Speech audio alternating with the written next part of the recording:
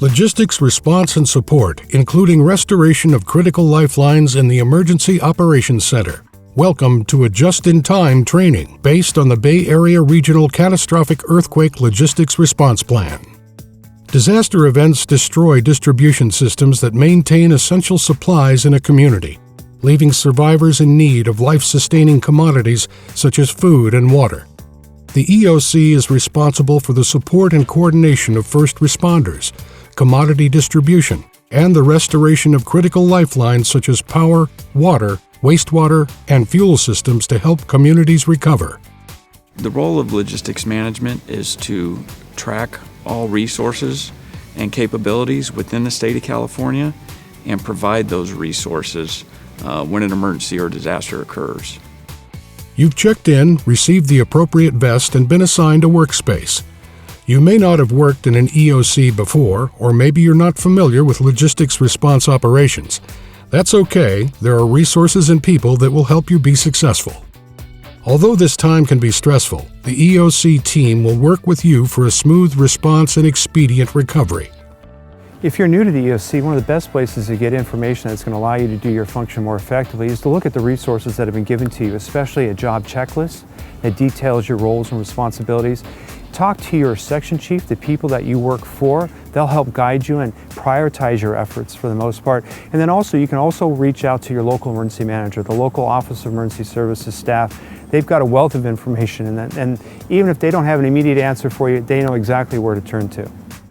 During this 20-minute just-in-time training, we'll introduce the fundamental components of logistics response and support in an incident, your core responsibilities, and how to prioritize objectives within the first 60 days following an incident. We will use the term logistics response and logistics support interchangeably as we discuss supporting the receipt and deployment of commodities, as well as first responders to the affected areas. This just-in-time training is one in a series based on the 8 Bay Area catastrophic earthquake plans. The introductory video includes basic EOC responsibilities and an introduction to the Standardized Emergency Management System, or SEMS. Whether you are in an EOC during the first, second, or third time period of the disaster response, it may be helpful to refer to the Bay Area Regional Catastrophic Earthquake Logistics Response Plan, its Critical Lifelines Restoration Annex, and the Logistics Annex specific to your jurisdiction as you watch this training. Additionally, you may look to the maps in Appendix B of the Regional Mass Transportation and Evacuation Plan for estimated roadway damages and proposed locations for logistics support operations. You can also reference the California Emergency Function 7 Resources Annex for help. This training focuses on logistics support for incoming first responders, commodity distribution for populations affected by the incident, and critical lifeline restoration as coordinated from the EOC. Keep in mind that your role may be slightly different based on your level of government, your position within the EOC, and the procedures defined by your jurisdiction. Stick around to test your knowledge of logistics response operations in an EOC with a quiz at the end of this video.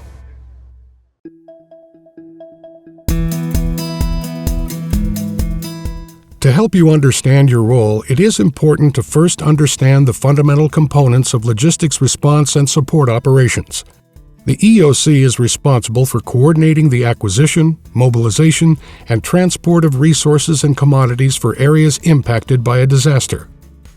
What logistics management is the flow of people or flow of goods and services from the origin to the point of use.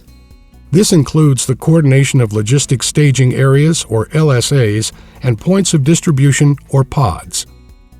An LSA is a way station designed to receive, stage, and deploy large amounts of commodities, supplies, and resources for distribution from pods to the public. Life-sustaining commodities would be water, ice, and food. LSAs may also be used to temporarily house first responders or emergency service workers. Detailed information about LSAs can be found in the Bay Area LSA Field Operations Guide, or FOG, and LSA Manual. FEMA provides direction on how to organize or type pods based on the size of the population in need. The local EOC is responsible for coordinating the activation of pods to meet the needs of the community. There are several different kinds of pods. There's the pedestrian pod, where it's only set up so that people can walk in, and then there's a vehicle pod where you could drive in, and there's various sizes of each one depending upon the number of residents you need to serve. A pod, or a point of distribution site, it moves commodities, and what it does is it provides commodities to the public, and it could be water, food, sanitary supplies, and also ice. But also what goes into a pod is the organization itself, the operations. The pod would require personnel, whether skilled or unskilled, as well as equipment and supplies. Detailed information about pods can be found in the Bay Area Pod Field Operations Guide and Manual. It is essential for an EOC to consider people with disabilities and others with access and functional needs when establishing a pod. You gotta find experts on access and functional needs who can help you make good decisions, but most importantly, help you get the resources that you're gonna need to respond properly and thinking of the short and the long-term processes that you have to deal with.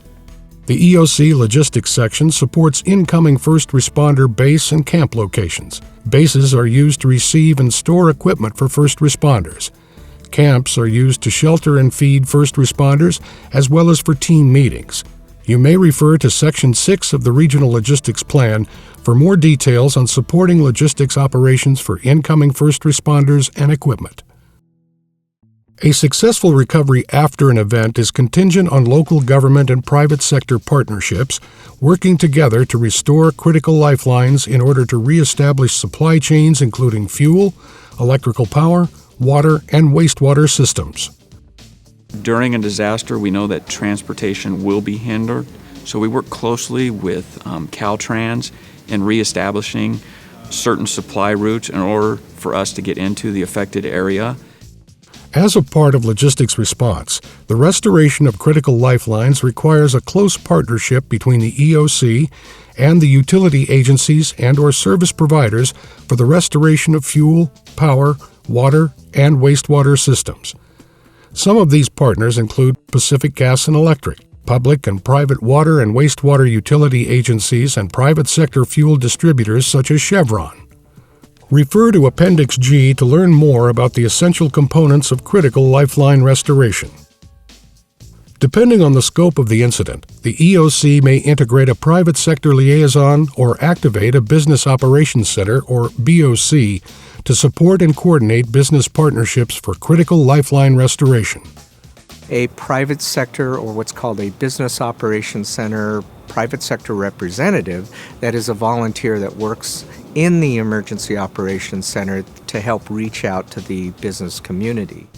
Whether activating a BOC or integrating a private sector liaison, be sure to coordinate with the BOC at the State Operations Center or SOC. Guides for establishing a BOC may be found on the Bay Area UOC website. Logistics response is the all-encompassing function that serves as a foundation supporting the operations of all the Bay Area regional catastrophic earthquake plans. For example, activating logistics points of distribution operations enables commodities such as water and food to be delivered to support local assistance centers and mass care and shelter operations. Another example is that establishing logistics staging areas provides a location for resources needed by first responders to be delivered and stored to ensure debris clearance operations are supported. Additionally, working closely with critical lifeline providers such as private fuel companies supports evacuation operations and the repair of transportation systems. The purpose of the Logistics Response Plan is to coordinate support for all the functions of operational response during and after a disaster.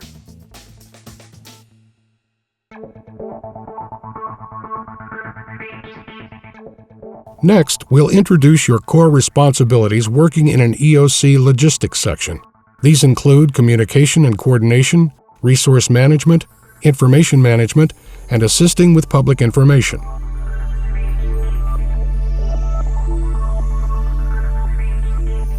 Communication and coordination refers to your role as the link between government and partners that provide support and resources for logistics response and support operations, including restoration of critical lifelines. We'll discuss coordination with the government. You will interact with your counterparts in other government agencies as appropriate, including at the field, local government, operational area, and regional levels, the State Operations Center, or SOC, and the Joint Field Office, or JFO, where federal resource coordination occurs. As a part of the logistics section in the EOC, you will work directly with other branch and section staff to carry out your responsibilities. Many functions in the EOC rely on logistics support to accomplish the incident objectives, such as activating pods and establishing logistics staging areas. From a logistics section perspective, we actually have positions within our section that shadow other sections, including operations and the plan section, so we can lean forward knowing that resources will be needed and requested soon. Don't be afraid to ask your colleagues questions when you need help. You will also communicate and coordinate with non-governmental partners that may have representatives in the EOC, including non-governmental organizations such as the American Red Cross, transportation agencies, and private sector businesses. This includes the essential partnerships required for the restoration of critical lifelines to reestablish supply chains in affected communities. Private businesses play an essential role in both commodity distribution and critical lifeline restoration.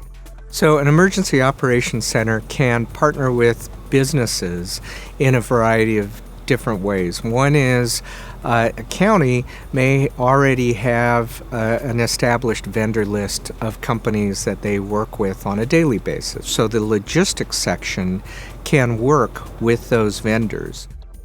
Ask your section chief for agency and partner contact information. Let's review what we've learned about communication and coordination. Regularly communicate with government agencies and other partners in and outside of the EOC. Other partners may include transportation agencies and private sector businesses.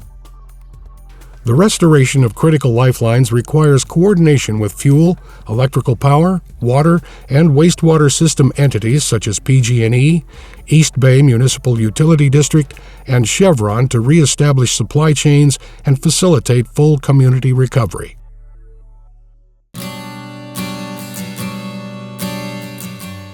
Resource management involves brokering various types of requests that go both directions. It is likely that in your role you will make requests to other levels of government and also respond to requests that you receive. Resource management within an EOC supports the operation of pods, LSAs, bases, and camps. Resources that may be needed for these operations include water, food, sanitation items, durable medical equipment, transportation, facilities, and staff. Be sure to consider FEMA resource typing when requesting resources for pod operations. As logistics section staff, you will also be responding to resource requests for internal EOC needs, such as providing food for the EOC staff and EOC supplies. It is your responsibility to fulfill submitted resource requests using resources within your jurisdiction first. If the necessary resources are not available, you may complete and submit an EOC resource request form to the next higher level of government, such as the operational area or state. Ask your section chief how to access your EOC resource request form. Be aware that resource requests and other forms may be prepared electronically using a software tool such as WebEOC if available. The private sector may be a key support mechanism for logistics response and support. So the private sector is a very broad set of companies with different capabilities. So you have some companies that actually produce the goods, and other companies that transport, and then there are companies that may provide volunteers at the actual, or maybe host a distribution site. Let's review what we've learned about resource management. You will receive requests from other levels of government. To fulfill these requests, you will use the EOC resource request forms. You will manage resource requests to support operations in the field such as pods, LSAs, bases, and camps. as well as supporting logistical needs within the EOC such as food and office supplies for EOC staff.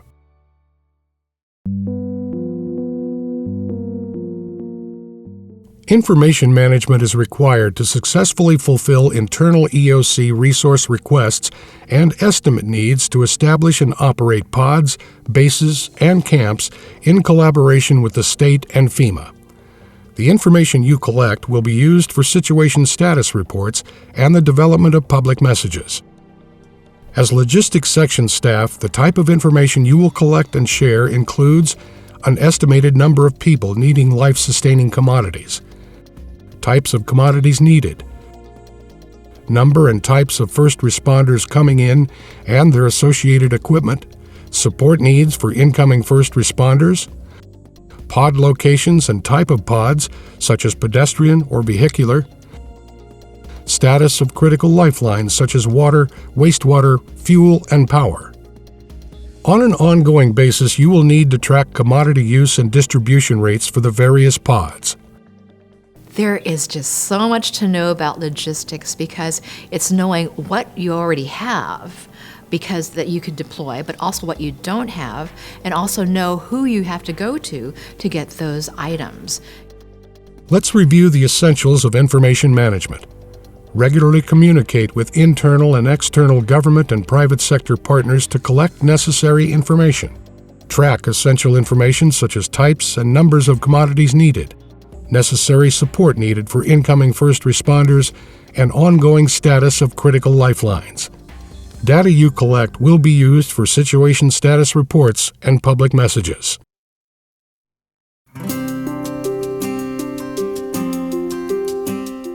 The public will need to know how they can access life-sustaining supplies after an event. As the logistics coordinator in the EOC, you are responsible to provide accurate and timely information to the Public Information Officer, or PIO, who is responsible for message delivery to the public. You may also be asked to send this information to the Joint Information Center, or JIC. The information you provide may be shared with 211 or sometimes another designated number depending on the area, which is a toll-free 24-hour call center that connects callers with community resources and provides disaster-related information. The Joint Information Center can provide a myriad of types of messaging, such as where pods are, points of distribution, providing messaging for people to stay out of a particular area, providing messaging to where critical facilities are, such as hospitals, and whether or not they're operational. Here are examples of public messages that you would need to provide the PIO. Food, water, and ice is being distributed at your nearby vehicular point of distribution. Boil water orders are in effect. Call this number to check the status of power system repairs in your area. I-80 will be open in both directions by this date and time. Look for templates for a variety of pre-scripted public messages in Appendix E of the Regional Logistics Response Plan or your local operational area plans. Keep in mind the media may wish to visit pod sites. This should be coordinated with the jurisdiction's Public Information Officer. Let's review your role in getting information out to the public. Contact the PIO and the JIC to coordinate critical messages. 211 can be used as a communication resource. Locate message templates and modify pre-scripted messages as needed.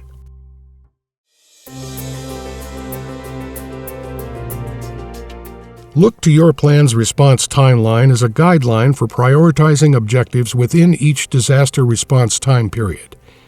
Operational response is focused on the first 60 days following an event, broken into 3 distinct time periods. The first 3 days, or 72 hours, day 4 through 14, and the 6-week span between day 15 and day 60. During each phase, you will implement action steps for the core responsibilities you just learned about. The priorities for logistics response and support in the first 3 days will be to conduct an incident analysis and determine commodity needs. Core objectives for the first time period include food, water, support for EOC staff.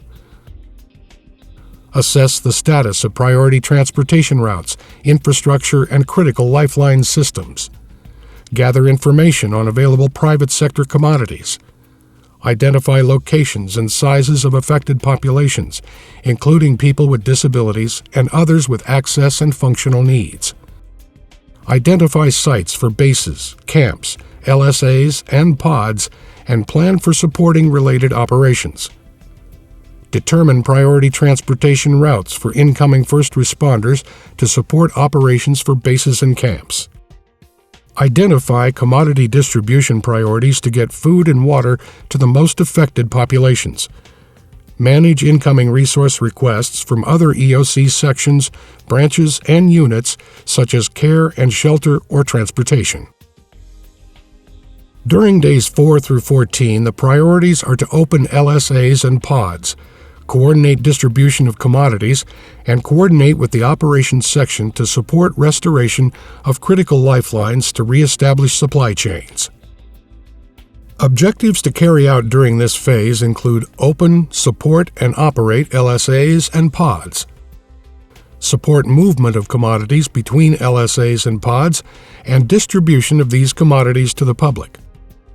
Coordinate with the operations section to support restoration of critical lifelines to reestablish supply chains. Coordinate public messages with PIO regarding commodity distribution and open transportation routes. Acquire, maintain, and deploy resources to fulfill all resource requests per the EOC Resource Request System. The priorities for day 15 through 60 include demobilizing operations while continuing to serve residents in need of commodities. Your objectives for the third time period are: continue to monitor distribution activities of pods. Monitor and coordinate the capabilities of agencies, vendors, and other organizations to support the distribution of commodities. Identify opportunities to close pods and consolidate distribution activities to remain in the most impacted areas. Demobilize non-essential pods and LSAs. Continue to support restoration of critical lifelines to reestablish supply chains such as water, wastewater, power, and fuel. Depending on the reestablishment of supply chains, logistics support for response operations may continue beyond 60 days. Refer to your supervisor for a checklist on general EOC logistics tasks to help you establish appropriate priorities and objectives during your EOC assignment.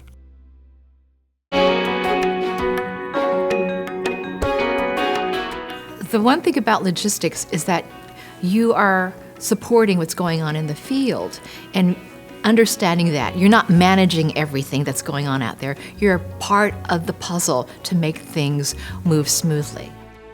As a result of this introductory training, you should take away a better understanding of your role as logistics section staff in an emergency operations center. Here are some resource references to learn more about logistics response at various government levels. These include Emergency Support Function 7, Logistics and Resource Support of the National Response Framework, California State Emergency Plan EF7 Resources, Regional Emergency Coordination Plan, Base Plan and Subsidiary Plan, Bay Area Regional Catastrophic Earthquake Logistics Response Plan, and companion materials. POD, Field Operations Guide and Manual. LSA, Field Operations Guide and Manual. Local and Operational Area Catastrophic Earthquake Logistics Plans. To learn more, visit your local emergency management office or Office of Emergency Services.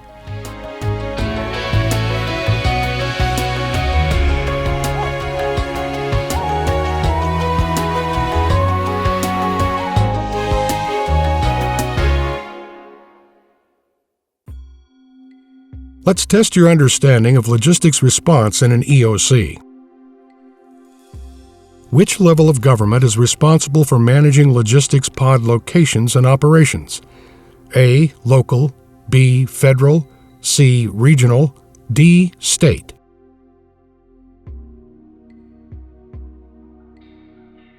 Local government EOC logistics section staff will identify locations for pod and LSA sites, and if needed, will initiate resource requests for pod operations staff and commodities for distribution. Why would an EOC need to support the establishment of bases and camps? A. To support the needs of incoming responders. B. To provide storage for incoming response equipment. C. To provide a location for incoming responder team meetings. D. All of the above. In a large or catastrophic incident, hundreds or thousands of response personnel may be deployed to the affected area. Supporting incoming responders with gathering locations and the storage for related response equipment are all necessary reasons for establishing bases and camps. What type of pods are usually set up by local government and supported by FEMA? A. Pedestrian. B. Vehicle or mobile. C. Online. D. Both A and B.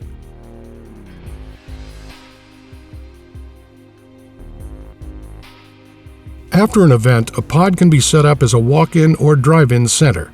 Reference the POD FOG for details. Who is your primary partner in the EOC to coordinate supporting restoration of critical lifelines? A. Finance Section. B. Care and Shelter Branch. C. Operations Section. D. Both A and B.